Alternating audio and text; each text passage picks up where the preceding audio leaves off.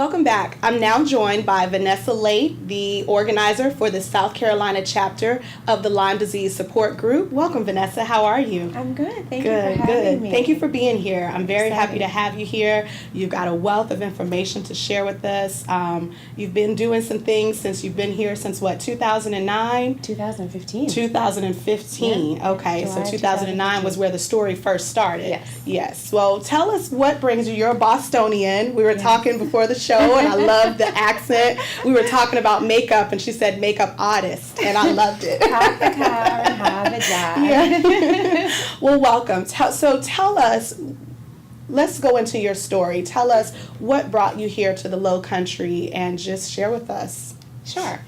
So I began my journey in 2009 in Boston with chronic illness. I was having these bouts of illness all the time that no one could explain. And at the time I thought, well, I'm an executive director and president of a large nonprofit. Maybe I'm working too hard, maybe that's it. But they just kept happening, so I decided to switch jobs. Took another job as executive director of an early education and care center in the inner city.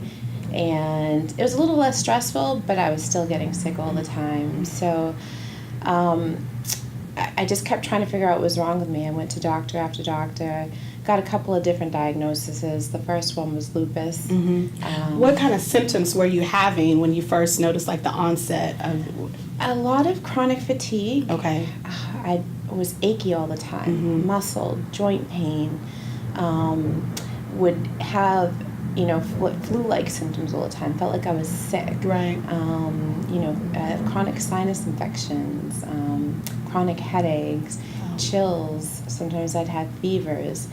And so I finally, went to my doctor in 2009 and said, there's something wrong. Right. I don't know what it is, but please test me to figure it out. So she ran a bunch of blood work and sent me to a rheumatologist who said, based on my blood work, I had lupus. But they never did the third step in confirming the lupus, which is a muscle biopsy.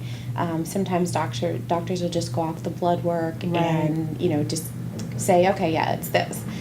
So they started treating me with steroids. And year after year, if I look back at my Facebook timeline, it was like every other week I was like, I am sick, I don't know what's wrong with me, oh, I'm so achy, I can't get out of bed, I gotta go home, and go to bed. So it just kept going for those 3 years. 2012, I woke up one day and I couldn't walk.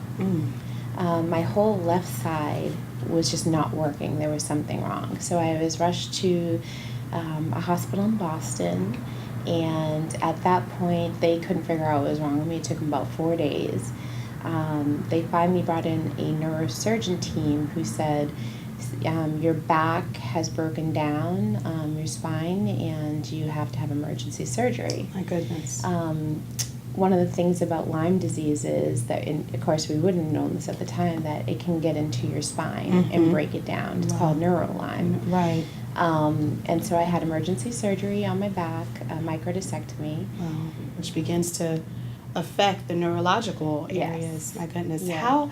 How were, and we're not even to the diagnosis yet, and all of this has started. How were you holding up with this emotionally? I mean, not knowing what was going on. Well, at the time, I hadn't really turned into, a very strong faith-based person. I had been brought up in church, went to Sunday school every Sunday as a kid. Right. But as I had gotten older, I kind of strayed away from it. It was my back breaking down, literally, that brought me back to faith. Yeah. And it was through my son. Because 6 weeks after I'd had the first surgery, I had to have a second surgery. My back broke down again. Right. And for that point, for 9 months, I couldn't walk. Wow. And your son was much younger than Marcus is what, 21 now? He's 21 now, So he was 15, 16? About 14, I think about 14 at the time. Goodness. Yeah. And this so had to be hard for him as well. He was going to a youth group.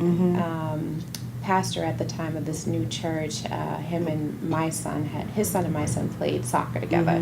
So they started inviting Marcus to youth group. Yeah. So he was getting picked up and dropped off because Yes. Mama couldn't walk. Yes. And He was one having day, his faith built up as well. Yes, he was. And one day the pastor asked if he could come over and visit and pray with me. And at first I was like,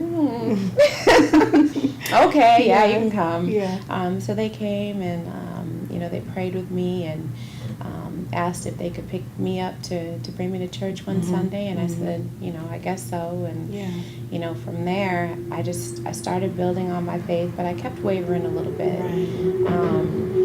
And it wasn't until 2014 when I was like, I'm not shaking this sickness. Like, Lord, please, help me direct my steps here. He directed me to someone at the church who said, have you ever been tested for Lyme disease? Why are you always sick? Right. And this was 2014, right? 2014. Yes. And you were here now, right? Nope, Had you not here yet? Still in Boston. Still in Boston. I was still in Boston. Wow. So I went to my doctor and said, somebody asked me to get tested for Lyme disease. Do you mind testing me? She tested me and came back positive. She treated me with 3 weeks of doxycycline. Well, at the time... She's an antibiotic? It's an antibiotic, yes. At the time, no one told me, well, this could be chronic.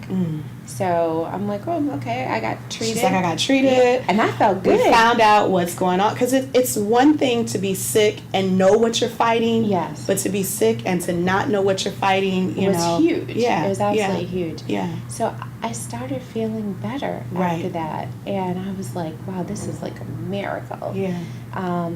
About 6 months went by and I started feeling sick again. Went back to the doctor and she said, well, maybe I didn't give you enough medicine. We'll do it again in 3 more weeks. So we did another 3 weeks and I felt great. Right. Absolutely great. But in March of 2015, I started feeling very ill. And the pastor at our church said during one of his sermons, pray for God to lead you where you need to be. Okay. Ask him, for guidance on your life at this point in your life. And it was to the whole congregation. It wasn't just to me. But it spoke to your spirit. It spoke to me. It spoke to you. So I took 3 weeks off from work because I swore, in my mind, it was the New England cold that was making me sick. If I didn't have Lyme disease anymore, it was cold. It was the cold. So that you snow. just need to get out of there, get a new environment. I did not like snow. So I prayed over it and took 3 weeks off from work, and I did a tour of the South. Yes. Started, we flew into Atlanta, drove down to Savannah, and drove up to Wilmington, North Carolina, with many stops in between. And when I got to Hilton Head, or the Bluffton area, I felt, this feels like home. So I came back down again in April. This really does start to feel like home. And then I came back in May, and I said, okay, this is it. Home. This is it. God's leading me here for a As reason. does Beaufort County. For some reason, it has that. I mean, speaking spiritually, the anointing was letting you know that. I'm not from here myself, but it was the same story. And it just, there's a lot of good here. There's some pulling that tied me to here. So I decided to pack up and move. And one day I was sitting at my desk getting everything ready for the next person to come in, June 2015. And all of a sudden I went blind. Wow. Was sitting there just no warning, no blurred vision, no nothing, headaches, just nothing, blind. Just blind. My goodness. Was rushed to the emergency room, and they couldn't figure out what was wrong with me. They couldn't tell me. They did probably every test in the world. And how long did this last? My sight was recovered in about 5 minutes, but after that came these neurological symptoms that I was getting tics and tremors, and I started developing visual disturbances. I was achy again all over, shaky, and I started developing like heart problems as well, low blood pressure that wouldn't come up. And it just kind of spun out of control. Because from what I'm hearing, the general hope that the doxycycline, the antibiotic, doxycycline, to the method to treating this is that you take this, it's going to treat it, and you'll be fine. But what I'm hearing is because yours went on for so long undiagnosed and untreated, we now have other things that have spun off of it that are causing issues. Yeah, absolutely. Wow. Absolutely. If you're treated, and I've done a lot of homework on it. Mm-hmm. If you're treated during the first 24 to 48 hours, Right. it may not manifest into chronic. It's just such a short window if you don't know. If you don't know. Talk about, we're going to go to commercial here in just a little bit, but you do know the source of where it came from. You may not know the day or the time that it happened, but 24 to 48 hours is such a short window, which is, we talked about my son had an issue that he got bit by a tick, and we caught it, we think, pretty quickly, but yours was from 2009. 2009. I used to run a center up in New England that was on 48 acres of campus with lots of ticks. Yeah. And I never got a bullseye rash. Right. 40% of the people which get it. Which is generally with Lyme disease, how that's diagnosed is a bullseye rash, and just like Vanessa said, what's the percentage? 40% of people. 40% of people do not get that, and so they have this. We talked about it earlier that it can lie dormant in the body for up to 20 years. Yeah. So, hence the group. Sit right there. We're going to take a commercial. We'll be right back and talk more about the organization.